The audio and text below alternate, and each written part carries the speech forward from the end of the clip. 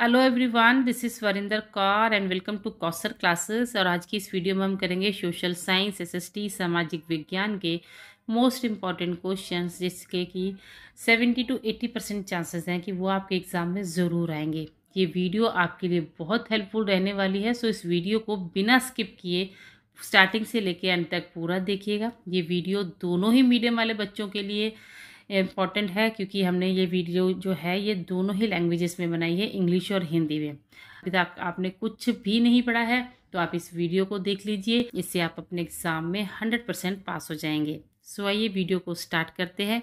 तो यहाँ पे सबसे पहले एमसीक्यूज दे रखे हैं। Question number 1 to 20, 1 mark each, यानी कि 20 नंबर के यहाँ पर एमसीक्यू हैं और हर क्वेश्चन जो है, ईच क्वेश्चन जो है वो 1 मार्क का पड़ता है। अगर आपने ये 20 क्वेश्चन एमसीक्यू वाले सही कर दिए तो इससे ही आप अपने एग्ज़ाम में 20 नंबर तो यहीं से सिक्योर कर लेते हैं। सो सिलेबस को पूरा पढ़ के जाना है आपको और मोस्ट इंपॉर्टेंट क्वेश्चंस भी जरूर देख कर जाने हैं। आइए क्वेश्चंस को स्टार्ट करते हैं। पहला क्वेश्चन है, the word monsoon is derive from the which language. यहाँ पे बताना है कि मानसून शब्द जो है वो किस भाषा से लिया गया है। 4 ऑप्शंस आपको मिलते हैं एमसीक्यूज में, मल्टीपल चॉइस क्वेश्चन नाम होता है इनका, ठीक है। तो इसमें आपको 4 ऑप्शन दिए जाते हैं, जिसमें से एक ऑप्शन जो है वो सही होता है। तो यहाँ पे जो मानसून शब्द जो है वो किस भाषा से लिया गया, तो वो है अरबी भाषा से लिया गया है। तो यहाँ पर आप देख सकते हैं अरबी एंड अरेबिक लैंग्वेज से हमारा ये मानसून वर्ड लिया गया है। सेकेंड है, who started the home rule movement in India 1914। Bharat में 1914 में होम रूल आंदोलन किसने शुरू किया, तो answer is Annie Besant. Next is which session of Congress declared the demand for पूर्ण स्वराज। कौन से सेशन में पूर्ण स्वराज की मांग जो है, जो आप कह सकते हैं कानून लाया गया था, एक अधिवेशन की गई थी कि हमें पूर्ण स्वराज चाहिए, यानी पूर्ण आज़ादी हमें चाहिए। तो ये मतलब कौन से सेशन में की गई थी, तो इसका सही जो आंसर है वो है Lahore 1929। Next is which river flows westward in India. Bharat की कौन सी नदी पश्चिम की ओर बहती है, तो इसका सही आंसर है नर्मदा नदी। यहाँ पे आप देख सकते हैं नर्मदा रिवर, नर्मदा नदी। Next question is which article guarantees the fundamental rights. कौन सा आर्टिकल्स है जो हमारे कॉन्स्टिट्यूशंस में जो जितने भी आर्टिकल्स दिए गए हैं, तो उन आर्टिकल्स में से कौन सा आर्टिकल है, यानी कौन सा वो पेज है, कौन सा वो टॉपिक है फंडामेंटल राइट्स को जो हमें गारंटी करता है, गारंटी देता है, तो वो है आर्टिकल नंबर 32, यानी अनुच्छेद number 32। Next question is which organisation publishes the human development index. मानव विकास सूचकांक कौन सा संगठन प्रकाशित करता है, तो उसका सही आंसर है UNDP. Next is what is the literacy rate of India as per 2011 census. 2011 की जनगणना के अनुसार भारत की साक्षरता दर क्या है, यानी कितने लोग पढ़े हुए हैं। तो भारत की साक्षरता दर जो है वो है 74.04%। ये हम लोग बात कर रहे हैं 2011 की, 2011 की, और अब 2025 चल रहा है। तो ये जनगणना में बढ़ोतरी होने की मतलब पूरी गारंटी है। Next question is who founded Arya Samaj. यहाँ पे भी 4 ऑप्शन आपको दे रखे हैं, तो द सही आंसर जो है, जो करेक्ट आंसर है वो है Swami Dayanand. Next question is what is the retirement age of Supreme Court जजेस। सुप्रीम कोर्ट के जो जज होते हैं उनकी रिटायरमेंट की एज होती है 65, यानी 65 वर्ष की उम्र में जो है सुप्रीम कोर्ट के सर्वोच्च न्यायालय के जो जज होते हैं, न्यायाधीश होते हैं, उन्हें सेवानिवृत्त कर दिया जाता है। विच पार्टी इज रीजनल इन महाराष्ट्र। महाराष्ट्र में कौन सी प्रादेशिक राजनीतिक जनता पार्टी है जो कि वहीं की मतलब आप कह सकते हैं प्रादेशिक पार्टी है, रीजनल पार्टी है, उसी क्षेत्र की पार्टी है, वहीं पर उसका जन्म हुआ है और वो वहीं की पार्टी है और देश में कहीं भी वो रूल नहीं करती है, तो that is Shiv Sena. Next is what is the meant by secularism. Secularism यानी कि पंथ निरपेक्षता का क्या अर्थ है। धर्म द्वारा शासन, सभी धर्मों का समान सम्मान, कोई धर्म नहीं या केवल एक धर्म। तो इसमें हो जाता है कि सिक्युलरिज्म में हो जाता है कि सभी धर्मों का हमें यहाँ पे सम्मान करना चाहिए, equal respect for the all religions. Next is who presides over Lok Sabha meetings. Lok Sabha की बैठकों की अध्यक्षता कौन करता है, तो correct answer is speaker. Next one is which is the longest river in the peninsular India. Peninsular India जो प्रायद्वीप भारत है उसकी सबसे लंबी नदी, longest river is the Godavari. Next is which festival is celebrated in Punjab. Punjab का फेस्टिवल कौन सा है, ऑलमोस्ट लोग जानते ही हैं, Lohri. Next question is which mountain range lies in Rajasthan. कौन सी राजस्थान में जो पर्वत श्रृंखला है वो स्थित है, तो वो है अरावली पर्वत जो है वो राजस्थान के अंदर शिफ्ट है। Next is what is the meaning of socialism. Socialism का यानी समाजवाद का क्या अर्थ है, तो इसका सही आंसर जो है वो है इक्वल डिस्ट्रीब्यूशन ऑफ रिसोर्सेज, यानी संसाधनों का समान वितरण, यानी कोई भी संसाधन है वो बराबर में हर जगह बांटे जाएं। Next question is who said democracy is government of the people. लोकतंत्र जनता की, जनता के लिए, जनता द्वारा शासन है, यह किसने कहा था, तो ये बात कही थी अब्राहम लिंकन ने। तो यहाँ पर भी आपको 4 ऑप्शन दे रखे हैं, महात्मा गांधी, अब्राहम लिंकन, सुभाष चंद्र बोस, नेहरू। तो देखिए जिस तरह से ये क्वेश्चन पूछा जा रहा है तो जाहिर सी बात है कि हमारा जो इंडिकेशन होगा, हमारा जो पहला आंसर होगा वो हम सोचेंगे कि महात्मा गांधी हो सकता है, सुभाष चंद्र बोस हो सकते हैं, नेहरू हो सकता है, but the correct answer is Abraham Lincoln. उन्होंने ही बोला था democracy is the government of the people, यानी लोगों के लिए, लोगों के द्वारा, लोगों की सरकार। Okay, so the next question is which state receive monsoon first. कौन से राज्य में सबसे पहले मानसून आता है, so the correct answer is Kerala, Kerala जिसे हम इंग्लिश में कहते हैं। Question number 19 is which port lies on the eastern coast. कौन से पूर्वी तट पर कौन सी बंदरगाह स्थित है, पूर्वी तट के ऊपर कौन सी बंदरगाह स्थित है, तो the answer is Paradip. Paradip बंदरगाह जो है वो ईस्टर्न कोस्ट यानी कि पूर्वी तट पर स्थित है। क्वेश्चन नंबर 20 है which organisation was formed in 1920 after WWI, world war first जिसे कहते हैं। ठीक है, तो वर्ल्ड वॉर फर्स्ट की जो ऑर्गेनाइजेशन है 1920 के बाद वो कौन सी थी, so the answer is League of nation, यानी लीग ऑफ नेशंस जो है वो संयुक्त राष्ट्र था, लीग ऑफ नेशन था, रेड क्रॉस था, या एमनेस्टी इंटरनेशनल। यहाँ पर आपको 4 ऑप्शंस दे रखे हैं, so the correct answer is League of Nation. So यहाँ पर आपके ऑब्जेक्टिव टाइप क्वेश्चंस खत्म होते हैं, MCQs जो है वो आपके खत्म होते हैं 20 पर, जो कि 1 मार्क का ईच था। अब हम चलेंगे सेक्शन बी की ओर। यहाँ पे क्वेश्चन नंबर आपको 21 टू लेकर 35 तक आते हैं, जो कि 2 मार्क्स के रहेंगे। तो इसमें आपके मैच द फॉलोइंग आएंगे, फिल इन द ब्लैंक्स आएंगे, 1 वर्ड आंसर भी आ सकते हैं। So fill in the blanks में यहाँ पर दे रखा है कि resistance means dash, it begins in dash around the 14th century, यानी कि पुनर्जागरण का अर्थ है डैश है और यह 14वीं शताब्दी में आसपास शुरू हुआ था। तो पुनर्जागरण का अर्थ यहाँ पर होगा रीबर्थ हो जाएगा और हिंदी में पुनर्जन्म हो जाएगा। ठीक है, और ये इटली में पैदा हुआ था, इटली में मतलब इसका जन्म हुआ था, इसकी शुरुआत हुई थी और ये 14वीं शताब्दी में हुआ था। फिल इन द ब्लैंक्स में नेक्स्ट नेताजी सेड तुम मुझे खून दो, the slogan liberty equality and fraternity, मैं तुम्हें आज़ादी दूंगा, या फ्रेंच रेवोल्यूशन, नेताजी ने कहा था तुम मुझे खून दो।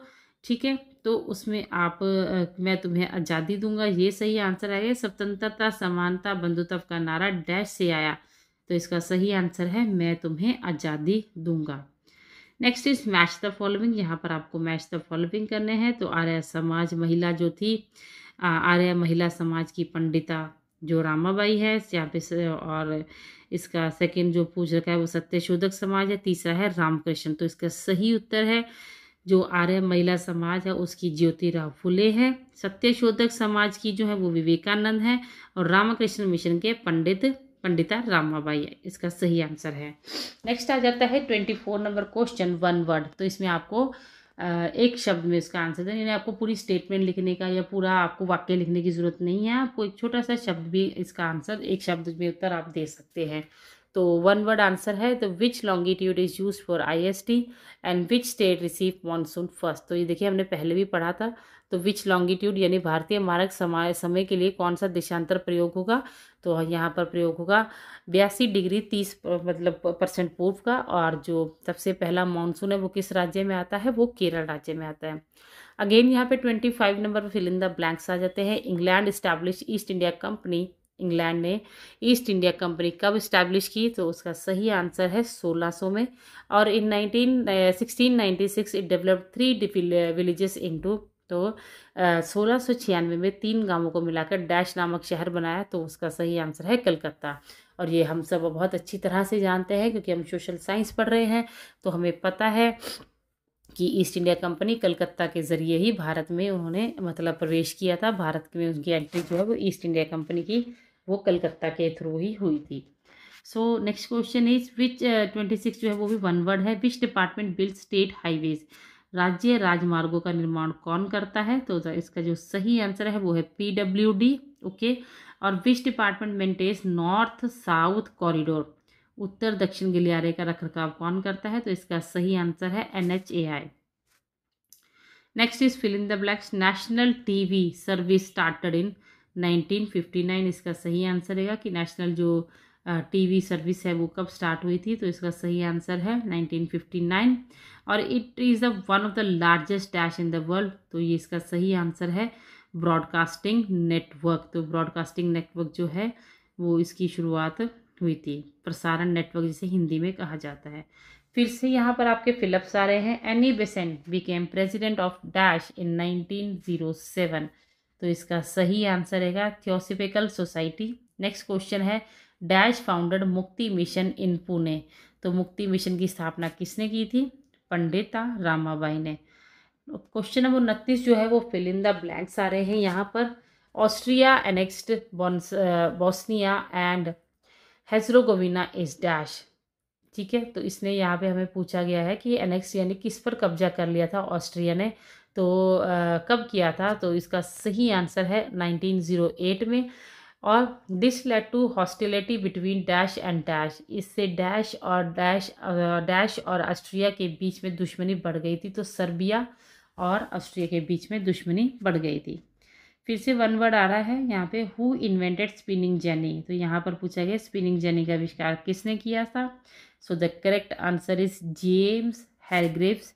और नेक्स्ट क्वेश्चन है who got permission from Jahangir to open factories, Jahangir से फैक्ट्रियाँ भारत में खोलने की परमिशन किसने ली थी? तो सर थॉमस रॉ ने।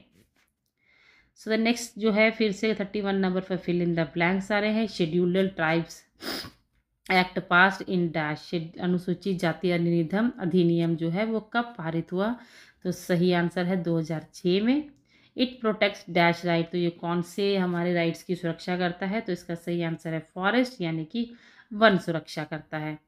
आगे है 32 पे जो है वो है the glorious revolution occurred in, glorious revolution जो है वो नए 1688 में हुआ था। It inspired by the democratic movements, यानी कि लोकतांत्रिक आंदोलन इसका सही उत्तर होगा। वन वर्ड में पूछा गया है what is the minimum age of governor, governor की मिनिमम एज, अगर आप गवर्नर बनने जा रहे हैं भारत के या किसी राज्य के तो आपकी एज कितनी होनी चाहिए? तो that correct answer is 35 year. Who was India's first president? तो आंसर है डॉक्टर राजेंद्र प्रसाद। भारत के पहले प्रेसिडेंट जो हैं वो कौन थे? तो सही आंसर है डॉक्टर राजेंद्र प्रसाद। नेक्स्ट है आप 34 नंबर पे फिर से वन वर्ड आ रहे हैं। What is the retirement age of Supreme Court जजेस, सर्वोच्च न्यायालय के न्यायाधीशों की सेवानिवृत्ति आयु क्या है? तो वो है 65 वर्ष, यानी कि 65 वर्ष की आयु में उन्हें जो है वो रिटायर कर दिया जाता है। What is the role of civil society, शांति और जवाबदेही को बढ़ावा देना, promote peace and accountability. Okay, so next है 35 पे फिल इन द ब्लैंक्स देख लेते हैं हम। Shivsena is the party in the Maharashtra, अभी मैंने आपको ऊपर समझाया था कि शिवसेना जो है वो वहाँ की रीजनल पार्टी है। RJD is a party in Bihar, RJD party Bihar की, जैसे शिवसेना पार्टी जो है वो महाराष्ट्र की है, ऐसे ही आरजेडी पार्टी जो है वो महाराष्ट्र की है, सॉरी बिहार की है। ओके, सो अब आ जाता है सेक्शन सी। तो यहाँ पर आपको शॉर्ट आंसर्स देने हैं क्वेश्चंस के, जो कि 3 मार्क्स के आपके ईच रहेगा। तो पहला क्वेश्चन है what is the meant by पूर्ण स्वराज, पूर्ण स्वराज से आप क्या समझते हैं? पूर्ण Swaraj means complete independence. It was declared by the Indian National Congress in the Lahore session 1929. It marked a shift from the demanding dominion status to the full freedom from the British rule. तो यहाँ पे पूर्ण स्वराज का अर्थ है पूर्ण स्वतंत्रता। इसकी घोषणा 1929 में लाहौर में किए गए अधिवेशन में भारतीय राष्ट्रीय कांग्रेस द्वारा की गई थी। यह ब्रिटिश शासन से पूरी तरह से आज़ादी की मांग थी और 26 जनवरी 1930 को भारत में पहला स्वतंत्रता दिवस मनाया गया था। Next question is what is a meant by renaissance, यानी कि पूर्ण जागरण से आपका क्या अभिप्राय है। तो देखिए, पूर्ण जागरण का अर्थ होता है पुनर्जन्म। यह यूरोप में 14 से 17वीं शताब्दी के बीच हुआ था और यह एक सांस्कृतिक आंदोलन है जिसमें कला, साहित्य, विज्ञान और मानवता के प्रति रुचि पुनर्जागृत हुई थी। यह मध्यकालीन युग के अंत का और युग की शुरुआत, यानी कि ये जो पुनर्जन्म का जो आप कह लो कि पुनर्जागरण जैसे पुनर्जन्म किया जाता है, ठीक है, तो ये एक सांस्कृतिक यानी कि एक जो कल्चरल मूवमेंट था जो यूरोप में 14 to 17 सेंचुरी के बीच में चला था। The next question is what were the features of non cooperation movement. तो यहाँ पर आपको असहयोग आंदोलन की जो है वो फीचर्स विशेषताएं बतानी है। तो असहयोग आंदोलन जो है वो महात्मा गांधी के द्वारा चलाया गया था। इसमें भारतीयों ने ब्रिटिश संसाधनों, स्कूल, अदालतों, विदेशी वस्तुओं का बहिष्कार करना जो है वो शुरू कर दिया था और शांतिपूर्ण विरोध किया और इससे जनता को एकजुट होने का मौका मिला। यानी जो भी ब्रिटिश सरकार के रूल्स थे, लॉज थे, कानून थे या उनके द्वारा बेचा जा रहा कोई सामान था, तो भारत के लोगों ने उस सब चीज़ों के लिए डिनाई कर दिया, उनके साथ कोऑपरेट करना बिल्कुल बंद कर दिया था, उनका सामान परचेज करना बंद कर दिया था। तो यहाँ पर असहयोग आंदोलन उसे कहा जाता है। Next question, question number 4 is what were the features of colonial education policy. तो औपनिवेशिक शिक्षा की नीति की क्या विशेषताएं आपको बतानी है। तो colonial education focused on the creating clerks and loyal subjects, English was promoted over the Indian language, traditional education system were neglected.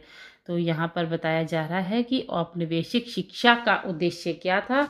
तो इसमें वफादार नागरिकों को तैयार करना और अंग्रेजों को भारत की भाषाओं पर प्राथमिकता दी गई और पारंपरिक शिक्षा प्रणाली की उपेक्षा की गई और इसका उद्देश्य भारतीयों को सशक्त बनाना नहीं था बल्कि ब्रिटिश शासन की सेवा करनी थी।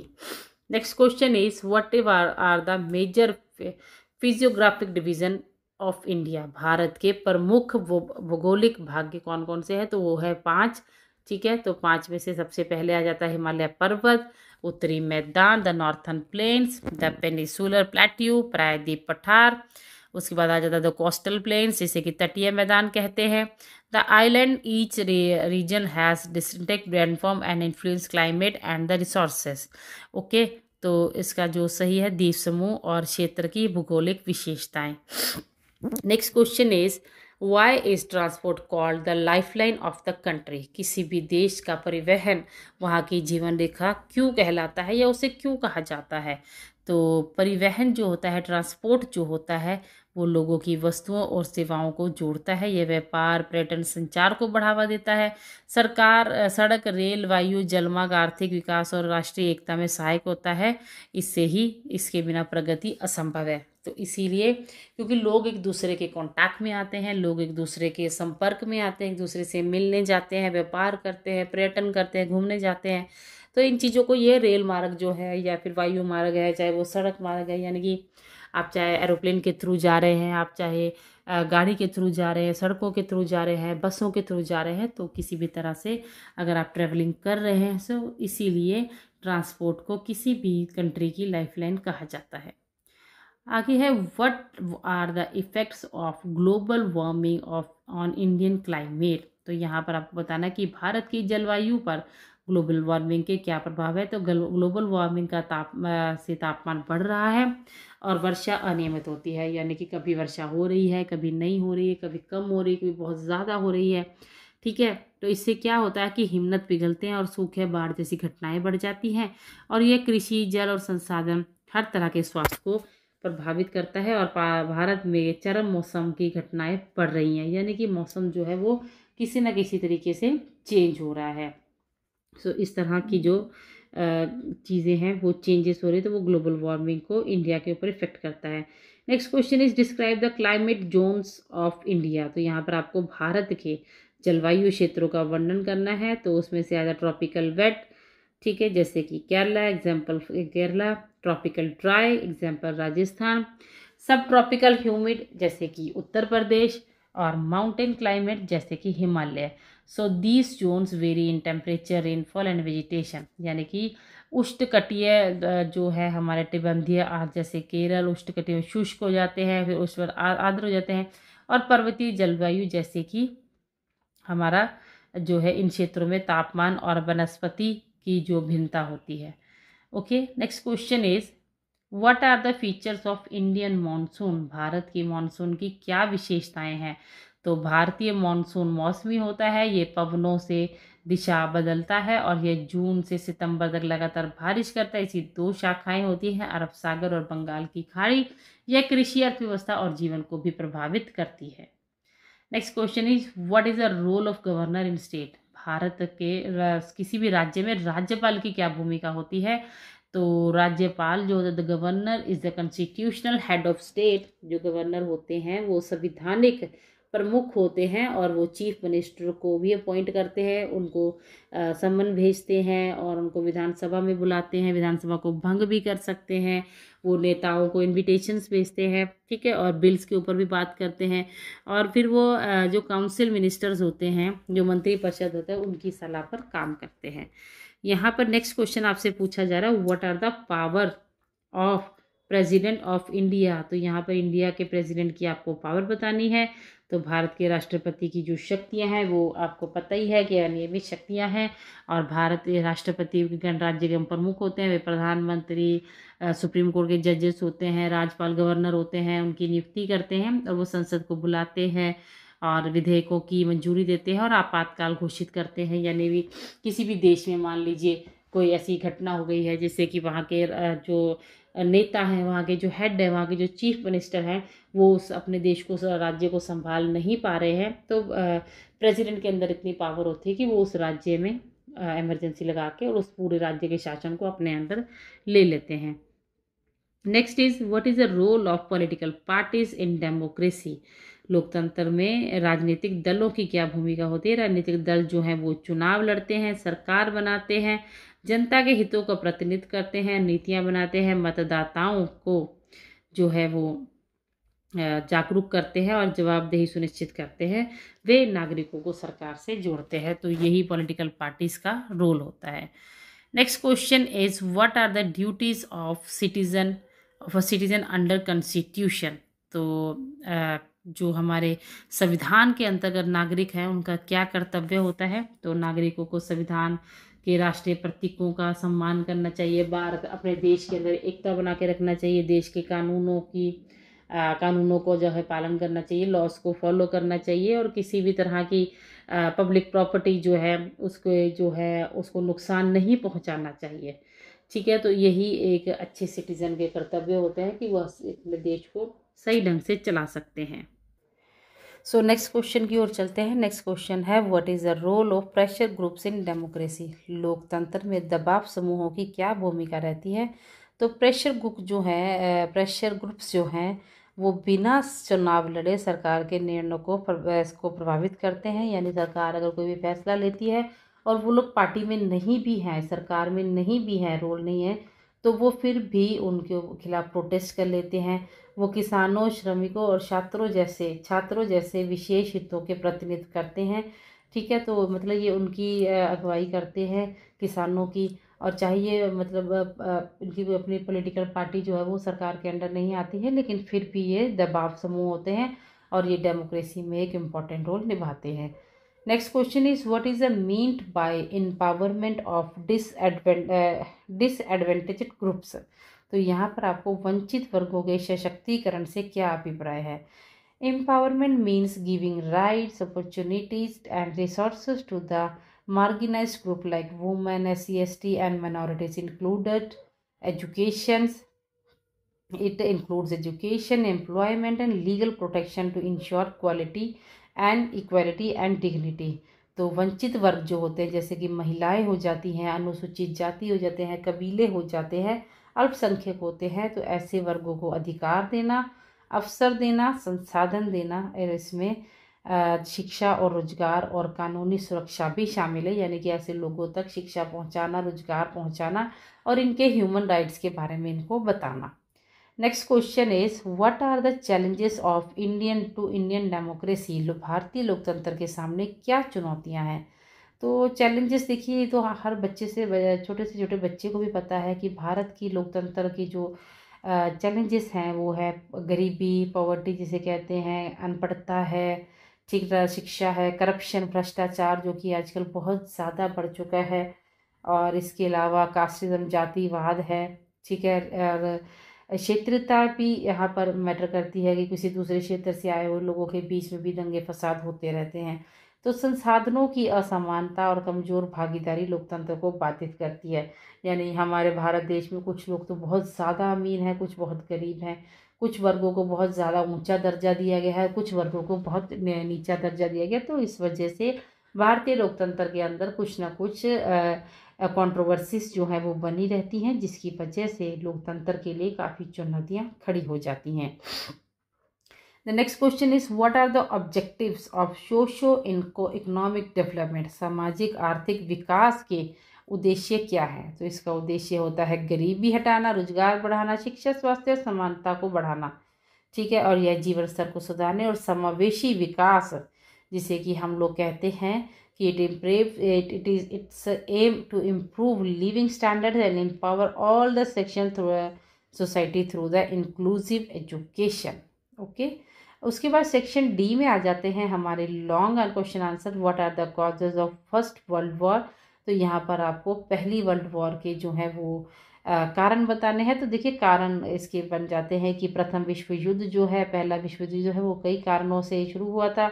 साम्राज्यवाद और यूरोपीय शक्तियों की, यानी कि सैन्यवाद और हथियार की दौड़ ने तनाव को बढ़ाया। यानी कि उस समय क्या थी सिचुएशन, इस तरह की क्रिएट हो गई थी कि यूरोप के लोग कह रहे थे कि नहीं, हम हैं पूरी दुनिया के मालिक और साम्राज्यवाद हमारा साम्राज्य है, और उधर से जो यूनाइटेड स्टेट्स ऑफ अमेरिका था उनका, यूएसए वालों का अलग था। तो इस वजह से जो है वर्ल्ड वॉर स्टार्ट हो गई थी। आधे देश एकजुट में बट गए थे, आधे देश एक गुट में बट गए थे, और दोनों हथियार और सैन्यवाद की वजह से इन दोनों के बीच में लड़ाई होना स्टार्ट हो गई थी।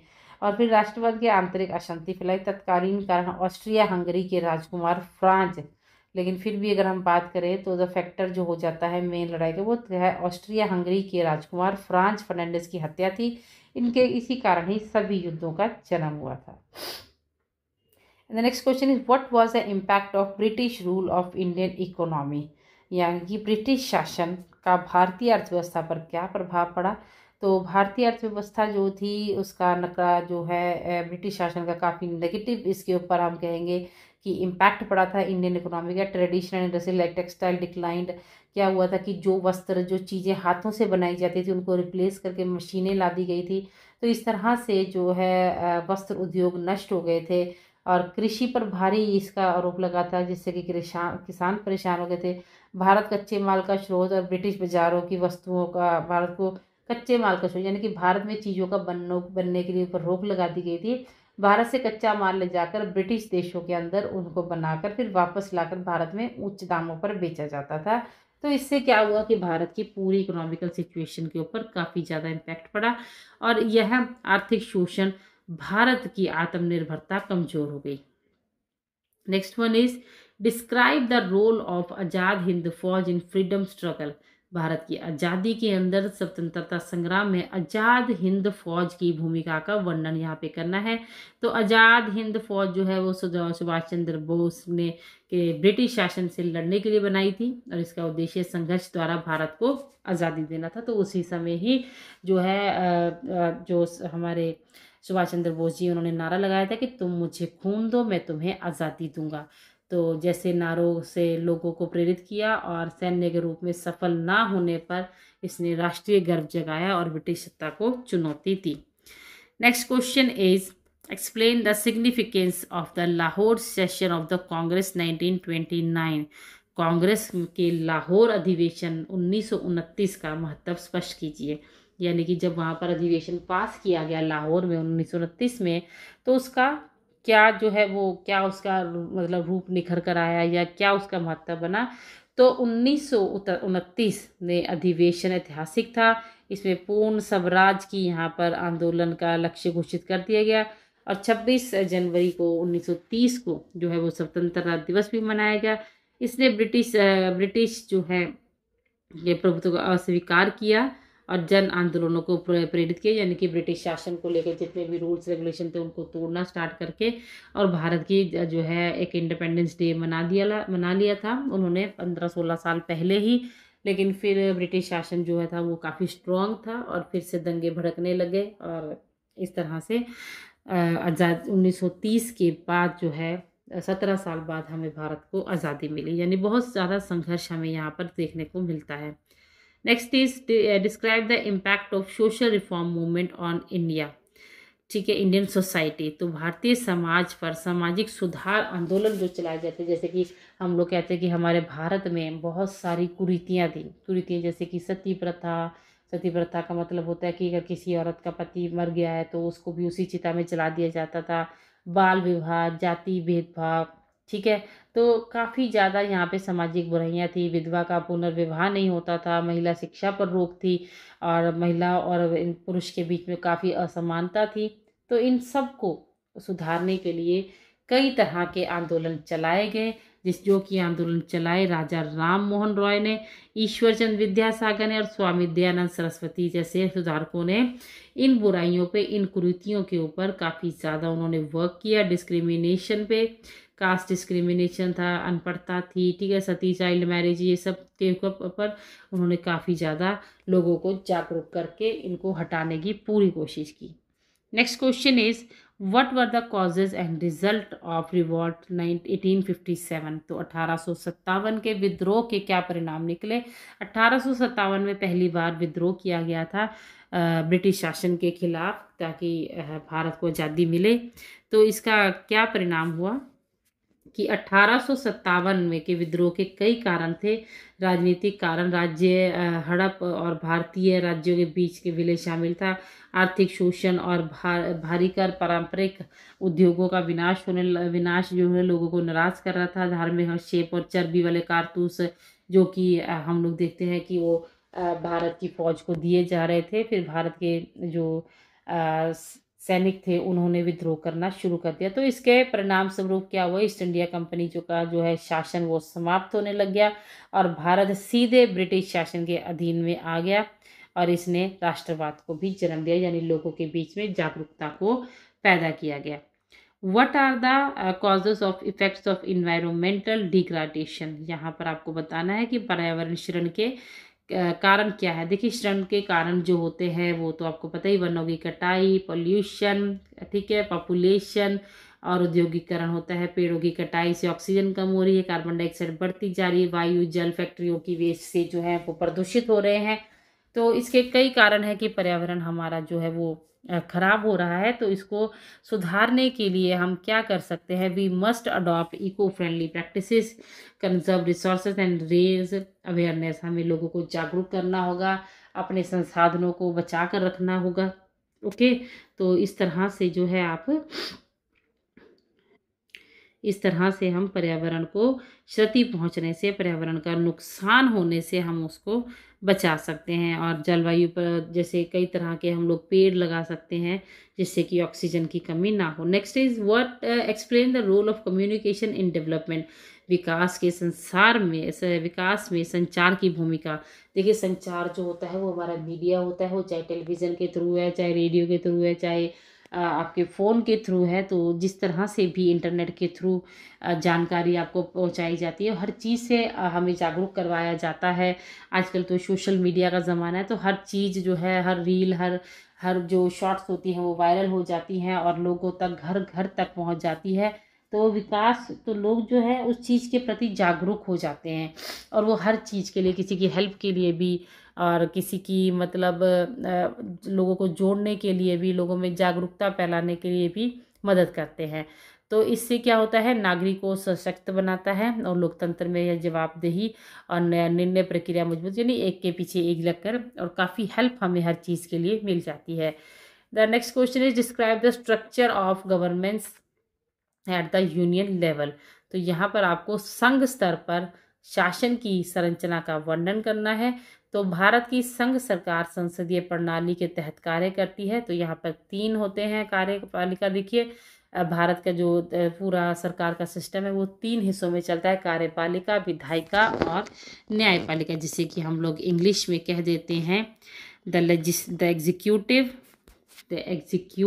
ये 3 ब्रांचेस है, the legislature and the judiciary. तो ये तीनों ही मिलकर जो है पूरी भारत की सरकार को चलाते हैं। और उसी तरह से ये हिंदी में इसे हम बोल देते हैं कार्यपालिका, विधायिका और न्यायपालिका।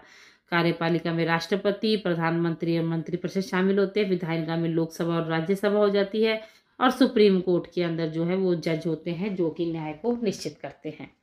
Next question is what are the functions of the state legislative assembly. राज्य विधानसभा के कार्य क्या होते हैं। राज्य विधानसभा राज्य स्तर पर कानून बनाने वाली संस्था है। इसके मुख्य कार्य में शिक्षा है, स्वास्थ्य है, कृषि है, किसान है और भी कई चीज़ें शामिल होती हैं। और ये जो है बजट को पास करता है और देखता है कि देश में, राज्य में किस किन चीज़ों की कमी है और कहाँ कहाँ हमें इम्प्रूवमेंट करनी होती है। तो और भी कई तरह के ये लोकतंत्र को बनाए रखने का भी कार्य करते हैं, महत्वपूर्ण भूमिका निभाते हैं। सार्वजनिक मुद्दे और नीतियों पर भी ये लोग चर्चा करते हैं, समन भी जारी करते हैं, असेंबली भी ये लोग तैयार करते हैं और असेंबली को पारित भी ये लोग कर देते हैं, यानी कि डिसॉल्व भी कर देते हैं। Next question is what steps can be taken to the strengthen national integration. राष्ट्रीय एकता को मजबूत बनाने के लिए क्या कदम उठाए जाने चाहिए। तो यहाँ पर देखिए national integration can be strength through the education, culture exchange and equal opportunity. सबके साथ सेम व्यवहार होना चाहिए और सांस्कृतिक आदान प्रदान होना चाहिए। सभी धर्मों और भाषाओं का सम्मान और एकता बनी रहनी चाहिए। तभी हम एक अच्छे समाज, एक अच्छे भारत की सोच को आगे ला सकेंगे, तभी इसकी एक हम कल्पना कर सकते हैं। लेकिन अगर इसी तरह से सामाजिक और धर्म के खिलाफ हम लोग लड़ते रहेंगे, एक दूसरे से ही लड़ते रहेंगे, तो हम किस तरह से अपने भारत को आगे बढ़ाएंगे। तो इसमें कई तरह की जो है योजनाएं शामिल होती हैं। भारत में सभी धर्मों की एकता को बताया जाता है। मीडिया और नागरिक समाज को जागरूक करते हैं। युवाओं को राष्ट्र निर्माण में भाग लेने के लिए प्रेरित किया जाता है और उनको प्रेरित किया जाना भी चाहिए, ताकि क्योंकि युवा पीढ़ी जो होती है, यूथ जो होता है, वही भारत का, किसी भी देश का फ्यूचर होता है। Okay, the next question is what are the causes of regional disparities in India. भारत में क्षेत्रीय असमानताओं के क्या कारण हैं। तो क्षेत्रीय असमानता यानी कि देखिए राजस्थान में अलग तरह के लोग रहते हैं, अलग तरह का पहरावा है, भाषा है, पंजाब में अलग तरह के, गुजरात में अलग तरह के, तो उसे क्षेत्रीय असमानता कहते हैं। क्षेत्रीय असमानताएं असमान विकास, बुनियादी ढांचे, कमजोर शासन के कारण जो है वो उत्पन्न होती हैं। कुछ राज्यों में शिक्षा, स्वास्थ्य, उद्योग बेहतर है और कुछ में, जबकि अन्य जो है वो पिछड़े हुए हैं। ठीक है, तो इस तरह से कई असमानताएं जो हैं वो पैदा होती हैं और इसमें जो है भेदभाव फिर आ जाते हैं। लेकिन ग्रामीण से शहरी क्षेत्रों में पलायन शहरों पर दबाव बढ़ाता है, यानी लोग अब गांव से निकलकर शहरों की तरफ जा रहे हैं और शहरों में फिर जो है पॉपुलेशन ज़्यादा होने की वजह से संसाधनों की कमी हो जाती है। तो क्षेत्रीय योजना पिछड़े देश क्षेत्रों में निवेश और समावेशी नीतियाँ आवश्यक हैं। अवसरों की समान उपलब्धता राष्ट्रीय एकता और विकास को सुनिश्चित करती है। Next is question number 13, describe the role of Panchayati Raj in empowering rural India. ग्रामीण जो है भारत या जो है भारत को सशक्त बनाने के पंचायती राज की आपको यहाँ पर भूमिका देनी है। पंचायती राज जो है, पंचायत जो है वो हर छोटे से छोटे गांव में बनाई जाती है, ताकि गांव के जो छोटे मोटे मुद्दे हैं, घरेलू मुद्दे हैं या छोटे मोटे ज़मीन जायदाद को लेकर जो लड़ाई झगड़े हैं, वो पंचायत के द्वारा ही सॉल्व हो जाएं, तो उन्हें कोर्ट तक आने की ज़रूरत ना पड़े। तो उसके लिए ग्राम पंचायत, पंचायत समिति और जिला परिषद शामिल है। यह ग्रामीण लोगों के निर्णय प्रक्रिया को शामिल करके उन्हें सशक्त बनाता है। यह सड़क, पानी, स्वच्छता, शिक्षा जैसे स्थानीय विकास कार्यों में भी संचालन करता है। यानी पंचायत जो है वो कई तरह के रोल निभाती है, शिक्षा में भी, स्वच्छता में भी, पानी में भी, सड़कों में भी और महिलाओं और वंचित वर्गों के आरक्षण के लिए भी ये करती है। पारदर्शिता, जवाबदेही होती है, जमीनी लोकतंत्र को भी बढ़ावा देती है, यानी जिस जगह पर वो लोग रहते हैं तो वहाँ पर लोकतंत्र सही तरीके से बना रहे। वहाँ के शासन को भी ये मजबूत बनाते हैं और जनता और प्रशासन के बीच की दूरी को भी ये कम करते हैं। यानी सरकार से डायरेक्ट बात ना कर पाने पर लोग जो हैं छोटे छोटे गांव कस्बों के, वो पंचायत से बात करके अपना मुद्दे, अपने जो प्रॉब्लम्स हैं उनका सोल्यूशन वो लोग ढूंढ सकते हैं। सो स्टूडेंट्स, ये थे आपके एसएसटी के मोस्ट इम्पॉर्टेंट क्वेश्चन। होप आपको अच्छी तरह से समझ आ गए होंगे। आज की वीडियो आपके लिए हेल्पफुल रही होगी। So all the best for your exam. Do subscribe Kausar classes channel for the more updates and more videos. मिलेंगे नेक्स्ट वीडियो में। Till then take care, bye bye.